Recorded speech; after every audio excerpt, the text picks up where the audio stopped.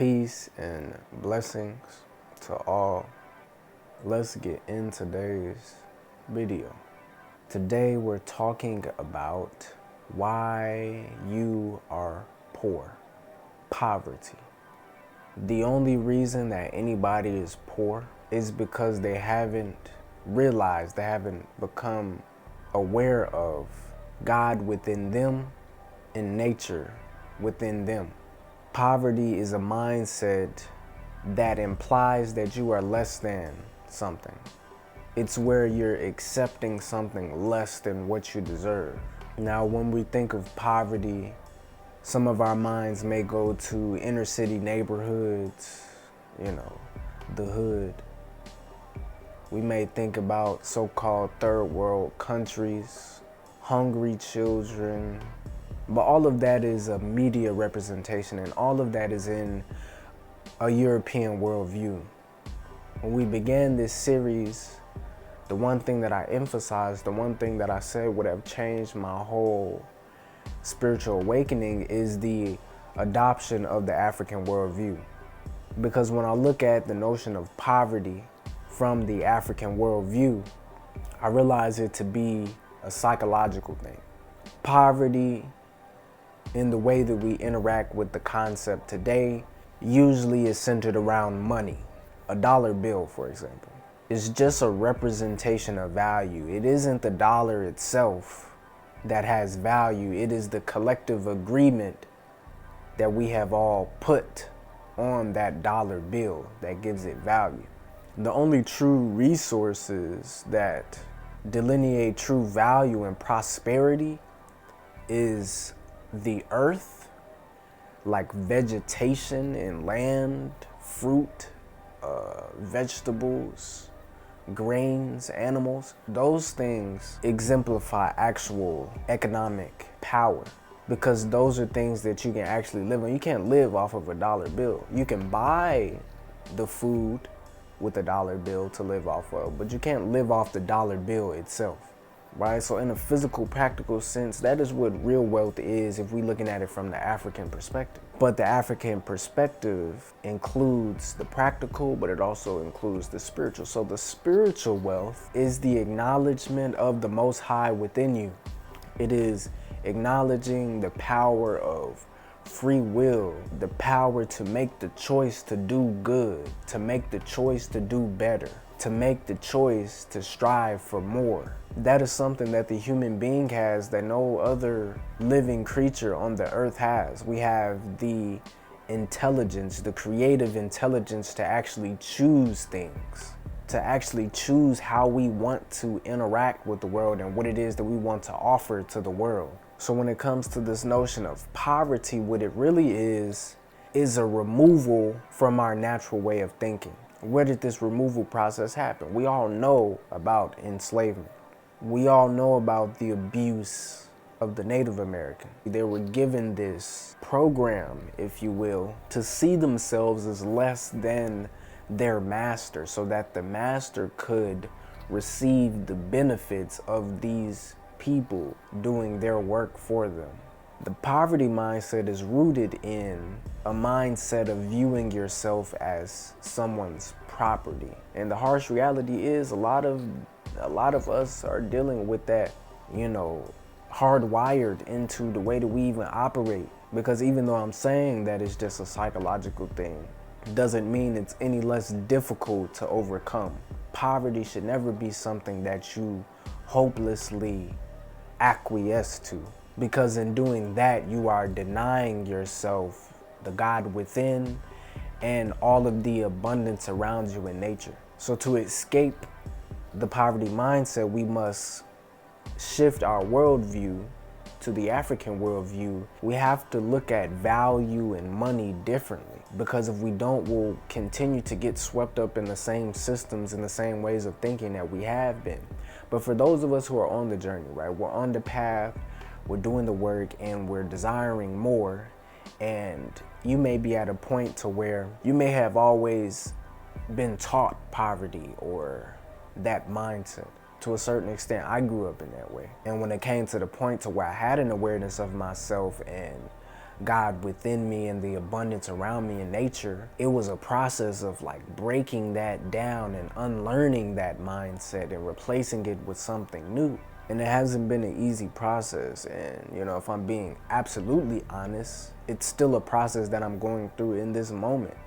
Unlearning the last remnants of this mindset of lack, truly stepping into and allowing myself to express and to be. It's not fun, it's not natural, it's not right to feel less than in any regard. But what it comes down to again is realizing God within yourself and realizing abundance within nature. And the easiest way that I've been able to connect to that concept or apply that concept is by connecting to my ancestors, by connecting to this inheritance that I have. Just as a lot of us, if not all of us, have generational trauma and this weight, right? These ways of thinking that we have learned, these ways of being that we have learned, these emotional triggers that we carry, this subtle anxiety just to be more and to do more and to always be working and on the race, that restlessness, you know what I'm saying? Even though we carry that, we also carry within us this deep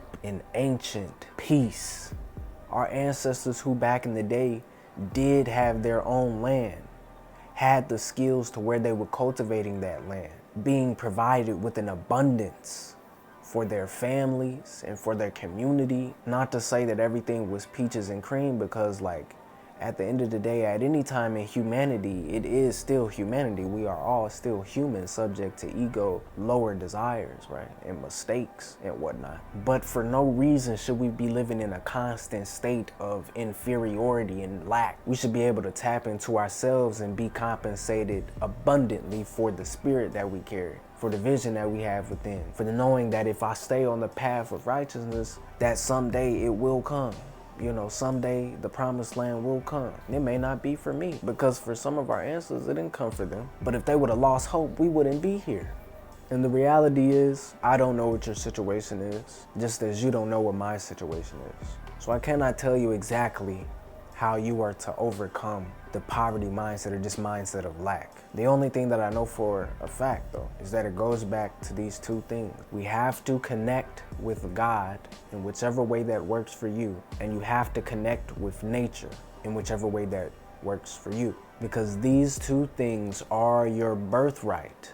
This is your abundance. This is your natural inheritance. These are the two aspects of what it means to be a human being. The fact that we live with the essence of the Creator, or in other words, we live with creative intelligence, and we live on the earth that is so abundant of everything that we ever need. Everything that we got come from the earth. Now we live in a society, we live in this mindset that has taken away from that fact, making the earth seem like this finite resource, when in reality, she will live much longer than we do, especially if we don't treat her right. You understand what I'm saying? So connect with God, connect with nature, and your abundance, the opportunities for you to grow as a person, which then allows you to grow in your skills, which then allows you to put yourself in a position and to attract opportunities to where you can apply those skills for a better financial situation. With where it is that most of us are living in, money is a thing, whether we like it or not.